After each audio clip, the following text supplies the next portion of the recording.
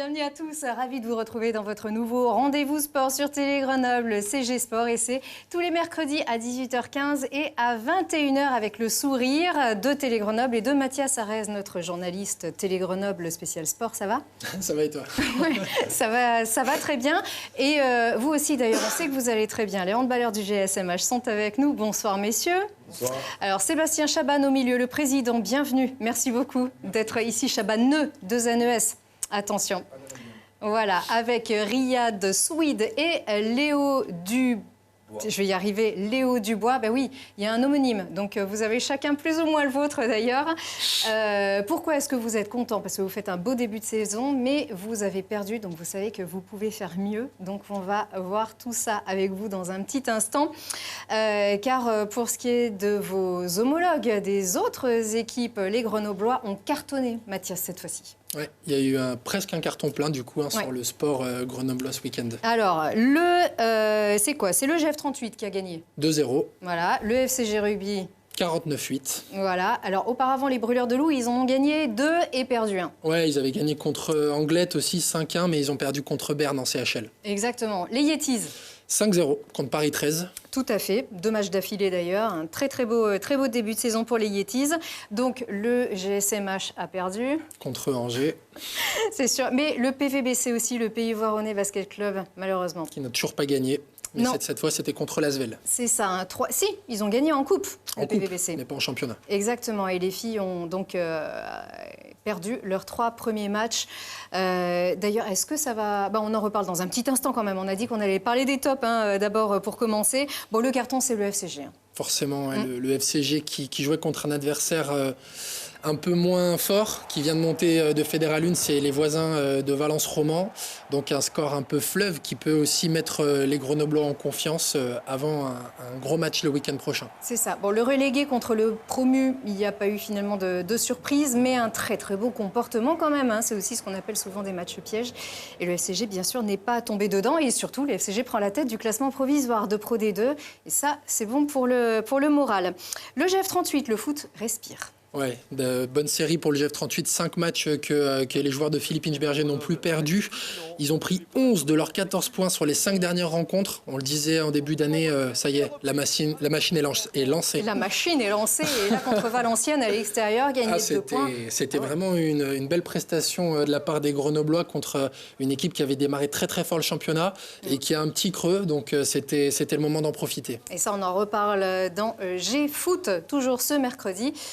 Avec 2 spécialistes d'ailleurs, 2 journalistes qui vont débriefer ce bloc du GF38, un bloc que nous, on a envie de dire qu'il est réussi parce que ça annonce une suite bien plus intéressante. Du côté des Brûleurs de Loup, alors en championnat tout va bien, en Ligue Magnus, on se demandait ce qui pouvait arrêter les Brûleurs de Loup qui ont gagné quand même 7 fois d'affilée. Ouais, c'était forcément l'Europe. On savait, cette poule était très relevée. Les Grenoblois se déplaçaient ce mardi à Berne en Suisse face à l'une des plus belles ambiances du championnat suisse, qui est également l'un des plus importants championnats d'Europe.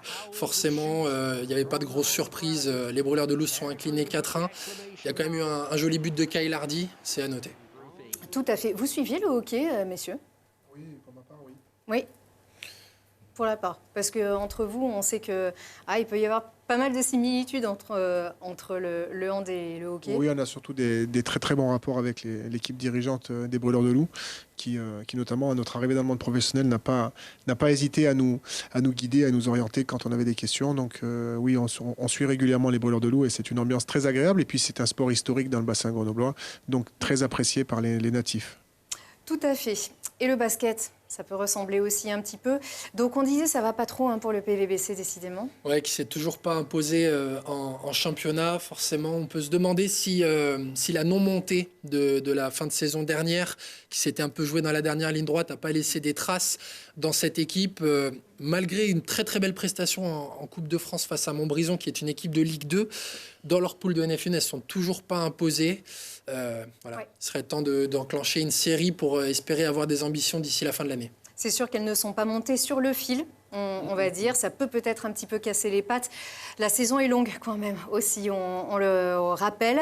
En revanche, les basketteuses de la Tronche Mélan, elles, sont montées cette fois-ci pour de bon. Après moult tentatives quand même aussi, elles reprennent le championnat ce week-end. Dans quel état d'esprit? Eh bien, c'est Loïc qui est allé enquêter justement à l'entraînement. L'heure est à la reprise pour les filles du BCTM. Et après une montée en deuxième division acquise au bout du suspense lors de la dernière journée des playoffs de National 1, il est temps de repartir pour une nouvelle saison à un échelon que le club de la Tronche n'avait jamais connu auparavant. Cette année, les objectifs sont différents. On est un peu outsider. Le club découvre la Ligue 2, pas mal de choses découvrent la Ligue 2, notre staff découvre la Ligue 2, donc c'est un positionnement qui est différent. Mais à la fois, on y va avec la même envie et la même détermination.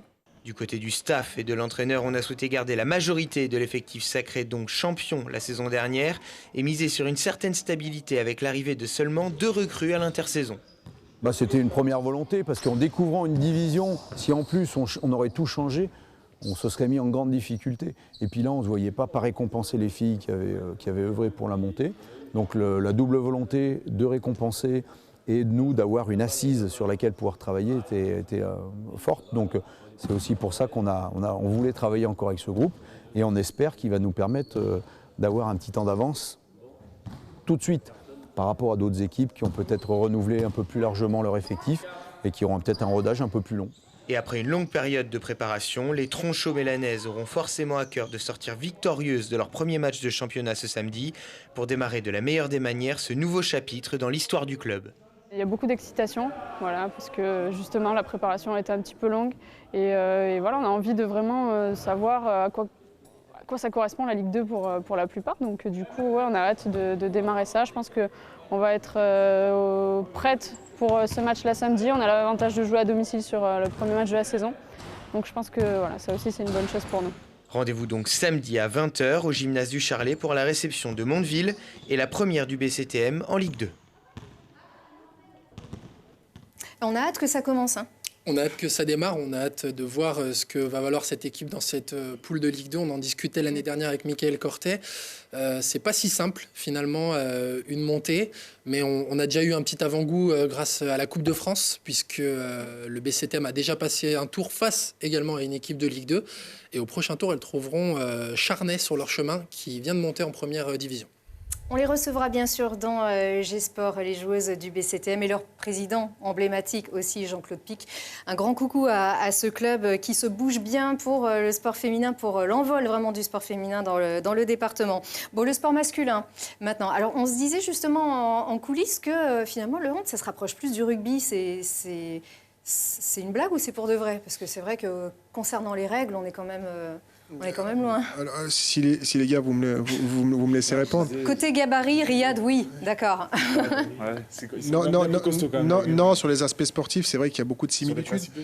Sur le jeu offensif, on cherche souvent la prise d'intervalle et le décalage pour arriver en bout de ligne, que ce soit au rugby ou au handball. Sur le jeu défensif, on cherche la neutralisation du porteur de balle. Au handball, c'est plus en haut du corps et au rugby, c'est plus en bas. Mais c'est vrai que les principes de jeu et l'opposition, le rapport de force que nous permettent ces deux sports sont des similitudes qui sont frappantes quand on s'y intéresse de plus près. Oui.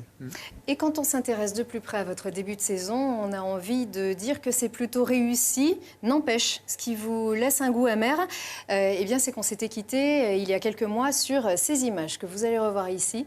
On était à ce moment-là en fin de saison, on est à peu près à quoi, mode avril-mai. C'est difficile de se maintenir en Pro League et vous avez réalisé cet exploit parce que vous avez été quand même souvent dans la zone rouge, vous vous êtes maintenu sur le parquet, c'était un gros défi et l'administration vous a rattrapé, vous avez été relégué pour des raisons administratives et financières. Oui, c'est ça, Lucille. Donc, merci de remuer le couteau dans la plaie. Désolée. Une nouvelle fois, mais non, mais sauf que ça peut aussi nous motiver pour retourner. Je me permets juste de rebondir sur les images que l'on voit et où on voit que Riyad est toujours aussi télégénique. Et voilà, on le voit à l'écran à l'instant. Alors, effectivement, c'est Mathias qui a fait ces images. Les joueurs et tout le staff et l'équipe sportive ont réussi à se maintenir en Pro League. Et c'est vraiment une performance exceptionnelle et à souligner. Comme vous le disiez, donc, nous avons subi une relégation administrative Qu'est-ce qui s'est passé en fait? Alors, je m'explique à ce sujet.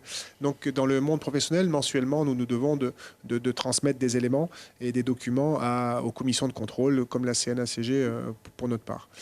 Nous avons été sanctionnés donc en fin de saison pour des non-transmissions de documents. En fait, nous avons transmis tous ces éléments hors délai.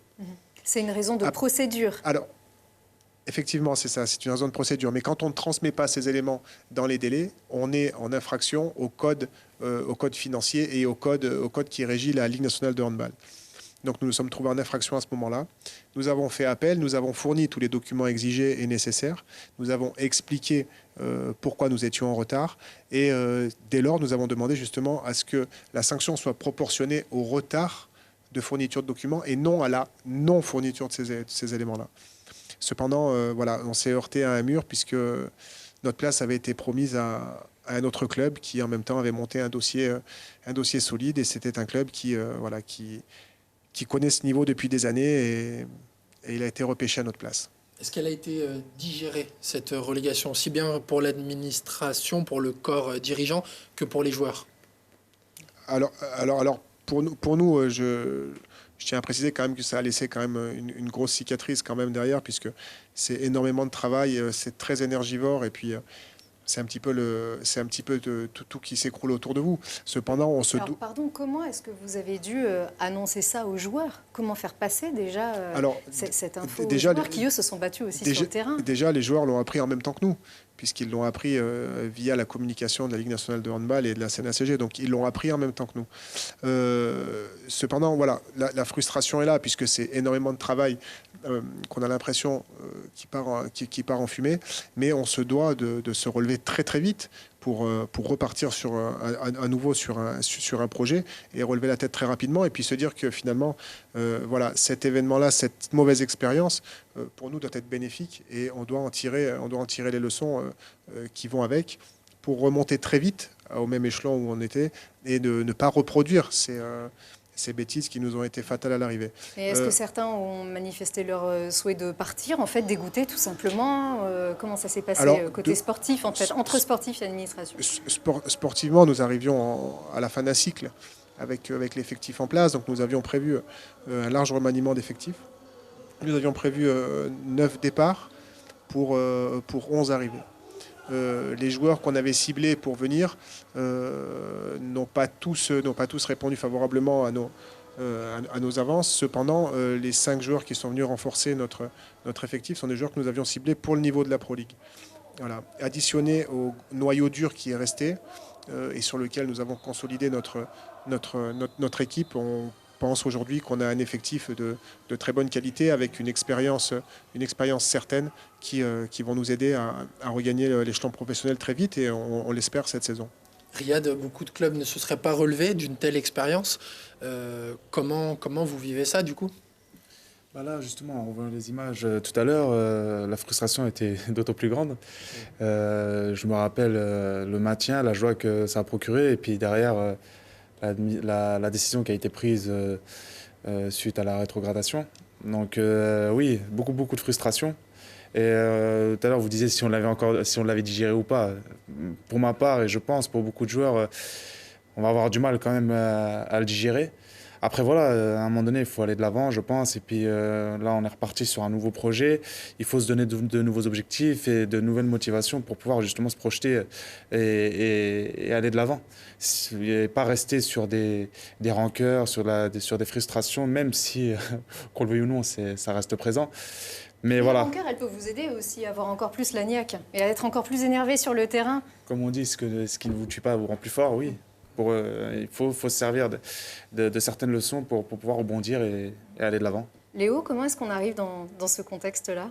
Vous saviez déjà, en fait, que le club allait descendre? Au moment où ça s'est fait. Alors, si je peux me permettre, il y a 2 clubs qui ont été dans la même situation que la nôtre. Donc, avec Grenoble, c'est le club de Saint-Marcel-Vernon, qui était dans la même situation que la nôtre, mais qui, eux, ont été dans une difficulté administrative encore supérieure à la nôtre, puisqu'en plus de l'administratif, se sont ajoutés des soucis financiers. Donc, Léo, lui, a connu déjà cette situation l'an passé. Et voilà. Mais il va vous expliquer. C'était à peu près la même chose. C'était le club. Nous, on s'est maintenu un peu comme eux sur les 2 dernières journées. Donc c'était tout au long de l'année compliqué et à la fin c'était la joie puisqu'on était maintenu en Pro League.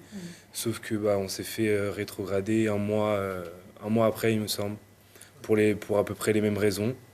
Après moi, pour l'arrivée à Grenoble, j'étais conscient de ça, mais j'ai eu une saison qui était compliquée avec Vernon. Donc même en étant conscient de la possible rétrogradation, rétrogradation, c'est pas facile à dire ni à vivre. Hein. Je me suis dit que de toute façon j'avais besoin de jouer, j'avais besoin de reprendre du plaisir, et que ce soit en Pro League ou en National 1, ça allait le faire pour moi ici. Du coup, retour en National 1 pour le club de Grenoble. Vous avez démarré fort avant le petit creux de ces dernières semaines. Est-ce que Grenoble est du coup un club attendu à ce niveau-là, forcément, avec la saison dernière ? Oui, clairement, on est attendu puisque notamment nous sommes un des 5 clubs VAP, donc un des 5 clubs à avoir validé son dossier de la voie à l'accession, à la professionnalisation, donc en mesure à remonter en Pro League aujourd'hui. Ça vous donne un joli bol d'air. Oui, mais ça nous donne d'autant plus de frustration puisqu'on se dit que ce dossier VAP, il nous a été accordé sur l'analyse des éléments qu'on a fournis sur la saison passée. Donc ça veut dire que la Fédération et la Ligue nationale de handball et la CNACG ont jugé que notre dossier était assez solide pour nous la valider. Cependant, on nous a rétrogradé. Donc il y a une certaine ambiguïté dans ces décisions-là. Donc oui, effectivement, on a attendu sur tous les terrains, d'autant qu'on a gardé notre noyau dur qui a fait notre force l'an dernier. Et puis sont venus s'ajouter des joueurs avec une expérience certaine comme Léo. Donc on est attendu sur tous les parquets, c'est évident. Alors là, c'est contre Angers. Hein. Là, les images que l'on voit, c'était samedi dernier. Contre Angers, c'est notre défaite d'un but. On perd dans les dernières minutes, alors que je tiens à préciser que c'est ma 7e année où je suis président de ce club et c'est la plus mauvaise première mi-temps que j'ai pu connaître en 7 ans. Non, mais je ne pense pas être sévère. Je pense que vous étiez invité ici, ça vous a mis la pression. Non, je ne pense pas non plus, mais les joueurs pourront confirmer qu'on a fait la plus mauvaise entame de match depuis des années. Riyad, pour ta part, je pense que tu peux confirmer cet aspect-là. Je confirme. Je crois que c'était 12 paires de balles, c'est ça, en première mi-temps. C'est dans le milieu du handball, c'est beaucoup trop, c'est énorme. Qu'est-ce qui se passe alors ? Déjà, sur tout un match, 12 paires de balles, c'est déjà beaucoup trop. Mais là, en une mi-temps, ça a été énorme. Et en fait, on leur a donné le bâton pour se faire battre, tout simplement. Après, je ne dénigre pas l'équipe d'Angers, qui est une très belle équipe, qui a tous les atouts pour pouvoir aussi faire une belle saison. Mais sur ce match-là en particulier, ce qui m'a un peu déplu, c'est le fait qu'on ait perdu autant de ballons en première mi-temps et qu'on leur a donné des ballons pour justement nous sanctionner derrière, donc pour nous punir, exactement. Donc, on vous sent encore plus énervé après ce match-là. Mathias, oui. Est-ce que c'est pas le piège du coup dans lequel il faudrait pas tomber de justement face à ces équipes de National 1 de se sentir un peu supérieur entre guillemets et de laisser passer certains matchs? Je pense pas qu'on ait cette prétention d'être au-dessus des autres ou quoi. De toute façon, comme l'a dit notre président, cette année notre équipe a été largement remaniée. Donc c'est plus du tout la même équipe que l'an passé. On a une nouvelle base arrière qui n'est plus du tout la même que celle de l'an passé.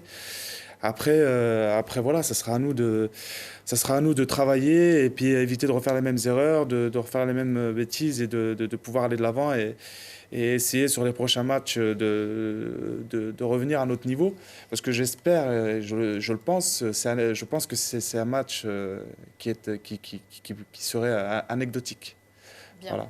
En tout cas, on a compris que ce que vous voulez, c'est monter. C'est la montée cette année. Voilà. Oui, clairement. On n'a pas fait la demande de vous pouvez le faire. Télé Grenoble va vous soutenir, bien évidemment. Merci. C'est à l'Alpe Pablo Neruda qu'on peut aller vous applaudir. Ouais. Pas pour toute la saison, puisque je tiens à préciser que nous aurons 1 ou 2 dates à Clémenceau sur la fin de saison. Parfait, on y sera. Mathias, tu nous as préparé un petit agenda du week-end, on le regarde tout de suite.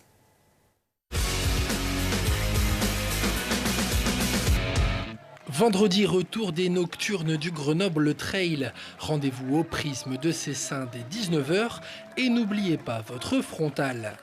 Tout le week-end, 6e manche du trophée sud-est de l'UFOLEP de kart cross au circuit de Champier.